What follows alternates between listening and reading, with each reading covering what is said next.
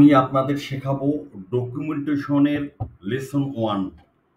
এখানে কি কি আছে আমি একটু বলি আজকের প্রেজেন্টেশনে, আপনার আজকের টিউটোরিয়ালে।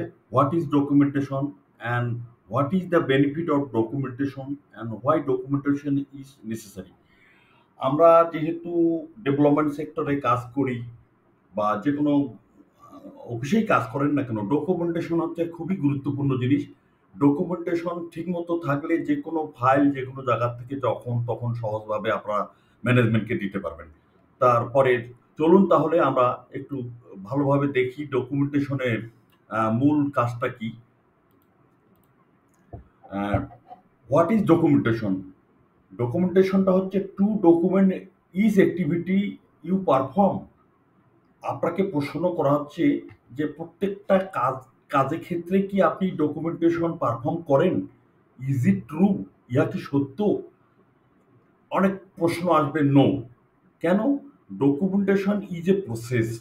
ডকুমেন্টেশনটা হচ্ছে এমন একটা প্রসেস, যে প্রসেসটা হচ্ছে একটা অর্গানাইজ ওয়েতে একটা অফিসের বা প্রতিষ্ঠানের বা প্রজেক্টের যে কোনো ডকুমেন্টকে অ্যাক্সেস করে। Documentation is a process which includes of the following. যেমন হচ্ছে রেকর্ডিং অফ ডাটা। আপনি ডকুমেন্টেশন যেগুলো হচ্ছে সেটা রেকর্ডিংটা আছে কিনা। তারপরে অ্যাপ্রুভাল অফ ডকুমেন্টেশন, যে ডকুমেন্টটা আপনার অনেক ডকুমেন্ট আপনার অফিসে আছে, সেই ডকুমেন্টেশনটা কি অ্যাপ্রুভ আছে কিনা। অ্যাপ্রুভ না থাকলে সেটা ডকুমেন্টেশনে আসবে না। তারপর issuance and disposal of document.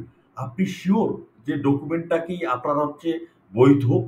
তারপর আছে রিকভারেবল অফ ডকুমেন্ট, যে ডকুমেন্টটা আছে যেখানে কানেই থাকুক না কেন সেই ডকুমেন্টটা কি আপনার হচ্ছে রিকভারেবল। কোনো অসুবিধা থাকলে সেখান থেকে আপনি ফিরে আসতে পারবেন। এই ডাটাটা নিয়ে আপনি কাজ করবেন, সেটা ভবিষ্যতের জন্য যে কোনো প্রিজার্ভ থেকে যেখানে আছে সেখান থেকে কি আপনি রিকভারেবল করতে পারবেন। প্রেজেন্টেশন অফ ডকুমেন্টেশন, ডকুমেন্টেশনটা এমনভাবে রাখতে হবে যাতে সেটা প্রেজেন্ট করে। যেমন হচ্ছে ইয়ার, মান্থ, তারপরে হচ্ছে আপনার ফাইল সিস্টেম, ক্যাটালগ, আপনি হচ্ছে লেবেল দেবেন, এই ধরনের। রিভিউ অফ ডকুমেন্ট, মাঝে সাথে ডকুমেন্টেশনের জন্য কিছু রিভিউ করতে হয়। যেমন হচ্ছে আপনার ইনভেন্টরি সিস্টেম অফিসের, তারপরে ফাইলিং সিস্টেম, এগুলো কোথায় আছে, কিভাবে রিভিউ করা হয়। এটাই হচ্ছে ডকুমেন্টেশনের মেইন সূত্র। আপনি যা কিছু করেন না কেন আপনার থেকে ডকুমেন্টেশনটা প্রপারলি করতে হবে। আমরা কিন্তু আসলে ডকুমেন্টেশনটা প্রপারলি করি না। অনেক সময় ম্যানেজমেন্ট আমার কাছে কোনো জিনিস চাইলে সেখানে আমি একটা অজুহাত দেখাই, স্যার দেখতেছি কোথায় আছে না আছে খুঁজতেছি, দুই এক জনকে আবার আমি লাগাচ্ছি। তা ডকুমেন্টেশনটা যদি অর্গানাইজ হইতে থাকে, কোন র্যাকে আছে, কোন সেলফে আছে, সেটার থেকে আপনি সহজেই একটা ট্যাগিং থাকলে সেটা করতে পারবেন। আমি আস্তে আস্তে আমার ভিডিওতে এইগুলোতে আছে, আমি পরের স্লাইডে যাচ্ছি। এখন সূত্রটা আরো একটু বলি, কন্টিনিউয়াস এখানে আমি করতেছি। A document is an amount of information. ডকুমেন্টেশনটা একটা টাকার সাথে সম্পর্কযুক্ত। On one or more related topics prepared for a specific purpose and presented as a unit.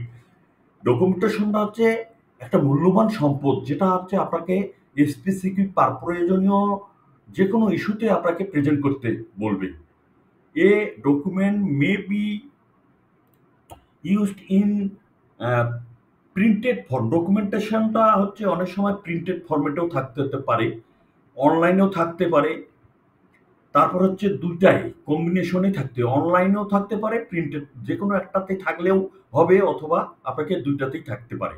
Examples of documents include materials, report, proposal, letter, faxes and email. এইগুলো হচ্ছে ডকুমেন্টেশনের উদাহরণ। আপনি কোনো ম্যানুয়াল আপনার তৈরি আছে প্রজেক্টে, সেটা ঠিকমতো ডকুমেন্টেশন আছে কিনা, রিপোর্টটা কোথায় আছে, প্রপোজালগুলো কোথায় আছে, এটা যদি আপনি ট্যাগিং করে বা সেলফের নাম দিয়ে সুন্দরভাবে করেন, তাহলেই হচ্ছে সেটাকে প্রপার ডকুমেন্টেশন বলা হয়। তারপরে আরেকটা সূত্র হচ্ছে এ ডকুমেন্ট কামস ফ্রম সামহোয়ার। কিছু ডকুমেন্ট আছে বিভিন্ন জায়গার থেকে আসে এবং লিড টুয়ার্ডস সামওয়ান এলস, কেউ না কেউ এটাকে নেতৃত্ব দেয়। It is a support for decision making. এই ডকুমেন্টেশনটা আপনার প্রতিষ্ঠানের বা আপনার ম্যানেজমেন্টকে কোনো সিদ্ধান্ত গ্রহণের জন্য আপনাকে উপকার করতে পারে। বেসড আপন information coming from different sources. আপনি বিভিন্ন জায়গার থেকে বিভিন্ন তথ্য সংগ্রহ করলেন যে সেই তথ্যটা বিভিন্ন সময় আপনার ম্যানেজমেন্টকে ডিসিশন নিতে প্রজেক্টের বা প্রকল্পের বা অফিসের সহায়তা করবে, which is meant to produce new information to be reused. আপনাকে এই ডকুমেন্টেশন, পুরানা ডকুমেন্টেশন থেকেও আপনাকে অনেক নতুন নতুন ডকুমেন্ট তৈরি করতে সহায়তা করবে। যেমন হচ্ছে অনেক লাইব্রেরিতে, ইউনিভার্সিটি, কলেজ, এগুলো লাইব্রেরিতে দেখবেন অনেক বই আছে শেলফে রাখা, মাকড়সার জাল ধরে গেছে, কেউ হয়তো দেখেও না। আবার অনেকে ওই মাকড়সার জাল থেকেও বিভিন্ন বই বাইর করে কিছু কিছু ডকুমেন্ট পড়ে তারা নতুন একটা কিছু আবিষ্কার করতেছে। এই ডকুমেন্টেশন না এই জন্য খুবই গুরুত্বপূর্ণ।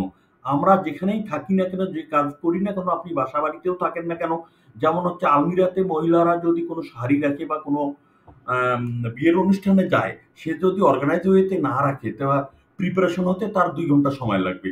এই ডকুমেন্টেশনটা হচ্ছে ওই ধরনের। তারপরে আমরা এখন দেখব পরেরটা, what is the benefit of documentation? ডকুমেন্টেশনটা আপনাকে কি উপকার করবে?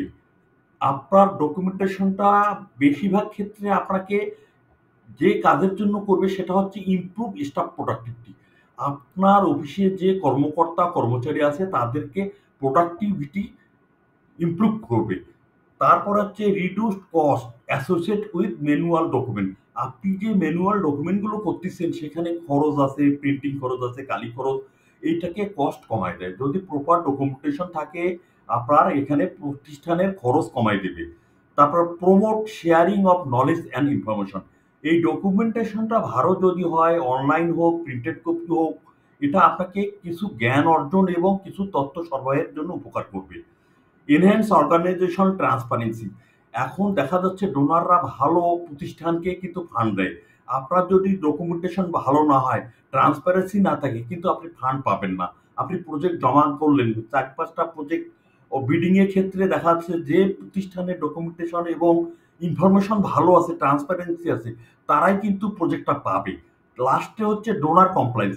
এই ডকুমেন্টেশনটা কি ডোনার কমপ্লায়েন্স করে কিনা, ডোনাররা খুশি কিনা, এইখান থেকে কিছু ইনফরমেশন ডোনাররা নিয়ে আপনাকে উপকার করতে পারে কিনা, এইটাই হচ্ছে বেনিফিট হচ্ছে গুড ডকুমেন্টেশন।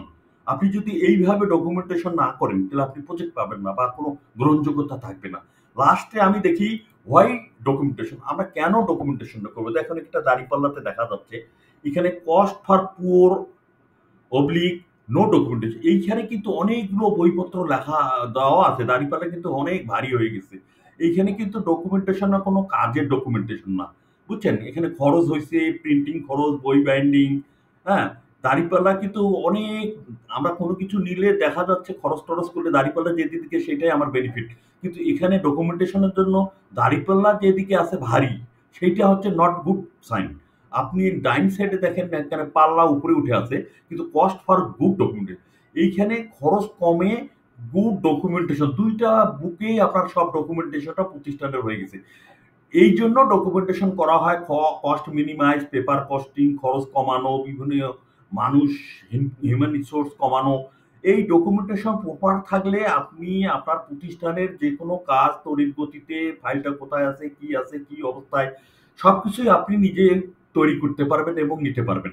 এখন অর্গানাইজ ওয়েতে ডকুমেন্টেশন যদি থাকে, তাহলে আপনার স্টাফ যদি কমও থাকে, আপনি নিজেও এখন বর্তমান প্রেক্ষাপটে দেখেন, ব্যাংকগুলোতে দেখেন, যেটা প্রাইভেট ব্যাংক, সেইগুলোতে কিন্তু স্টাফ কম, ৪-৫ জন স্টাফ, ম্যানেজার এবং ক্যাশিয়ার নিয়ে একটা চলতেছে। তার মানে তাদের গুড ডকুমেন্টেশনের কারণে অনেক লোকের দরকার নাই, তারা যেকোনো একাই সবাই করতে পারে। ফটোকপি তাদের জন্য ১০টা লোকের প্রয়োজন হয় না। এই জন্য হচ্ছে গুড ডকুমেন্টেশনটা হচ্ছে খালি কাগজপত্র ভারী হলেই চলবে না, সেখানে জিনিস থাকতে হবে এবং স্মল সিম্পল ইজ বিউটি। আপনি যত সিম্পল রাখবেন সেটাকে সুন্দর দেখাবে। ধন্যবাদ।